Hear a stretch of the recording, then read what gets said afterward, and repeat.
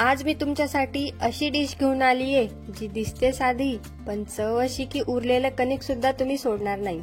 काय आहे ते? थांबा बरं, शेवटपर्यंत पहा, नाहीतर या हिरव्या पुरीचं रहस्य चुकवाल। नमस्कार मित्रांनो, स्वागत आहे तुमचं अहोंच्या नखरेमध्ये। आज तुमच्यासाठी आहे भन्नाट कॉम्बिनेशन, टम्म फुगलेली हिरव्या वाटाण्याची पुरी आणि मसालेदार बटाट्याची भाजी। सकाळचा नाश्ता असो की दुपारचं जेवण, ही पुरी एकदम परफेक्ट आहे। लहान मुलांच्या टिफिन साठी तर खूपच हेल्दी आणि टेस्टी रेसिपी आहे। चला तर मग रेसिपीला सुरुवात करूया।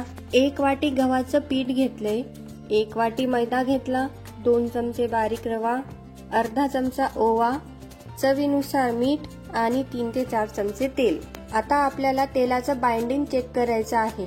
ते कसं करणार बघा, सर्व साहित्य एकजीव करून पिठाचा असा गोळा तयार झाला की समजायचं आपलं बाइंडिंग व्यवस्थित झालं आहे। आता त्यात थोडं थोडं पाणी घालून पीठ चांगलं मळून घेऊया आणि पीठ जरा घट्टच मळून घ्यायचं, जेणेकरून काही वेळेनंतर ते सैल होईल। पीठ जास्त मऊ केलं तर पुरी तळताना पुरी जास्त तेलकट होण्याची शक्यता असते। कणिक तयार आहे, 10 मिनिटं रेस्ट देऊ। तोपर्यंत बटाट्याच्या भाजीची तयारी करूया। भाजी अगदी सोप्या पद्धतीने आणि खूप कमी वेळात तयार केली आहे, तर ती कशी बघूया। 4 बटाटे उकडून साल काढून कापून घेतले। भाजीसाठी 4-5 लसणाच्या पाकळ्या आणि 1 जाड हिरवी मिरची घेतली। जर तुम्ही लहान मुलांसाठी टिफिन मध्ये बनवत असाल तर ठेचा नाही बनवला, स्किप केला तरी चालेल। मिरची तुमच्या आवडीप्रमाणे घेऊ शकतात। आता हा ठेचा फ्राय करून घेऊया। पॅन मध्ये 3 चमचे तेल घेतलं, त्यात अर्धा चमचे जिरे आणि कढीपत्ता टाकला।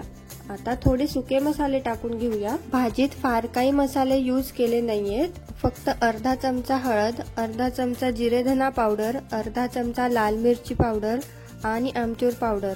तुम्ही पण ही माझ्या पद्धतीची झक्कास भाजी ट्राय करून बघा आणि कमेंट मध्ये नक्की सांगा। मसाले परतून त्यात उकडलेले बटाटे टाकून छान एकजीव करून घेतले। मग शेवटी वरून मीठ आणि कोथिंबीर टाकली। खरं सांगते, आमच्या घरातल्या प्रत्येकाला ही भाजी मनापासून आवडली। आता आपण पुरीसाठी सारण तयार करूया। या सारणाने बनवलेली पुरी खायला खूपच स्वादिष्ट लागते। अर्धा वाटी वाटाणे घेतले, 4-5 लसणाच्या पाकळ्या, 1 हिरवी मिरची। मी मिरची जाड घेतलीये कारण की ती जास्त तिखट नसते, तुम्ही बारीक घेतली तरी चालेल। पेस्ट एवढी बारीक करून घ्यायची आहे की पुरी लाटताना सारण बाहेर यायला नको। आता तयार केलेलं हे वाटाण्याचं सारण आपण थोड्या तेलात परतून घेणार आहोत, त्यामुळे सारणाला छान रंग व सुगंध येईल। थोडं मीठ टाकलं की चव पण येईल। पुरीसाठी अगदी परफेक्ट भरडण तयार होईल।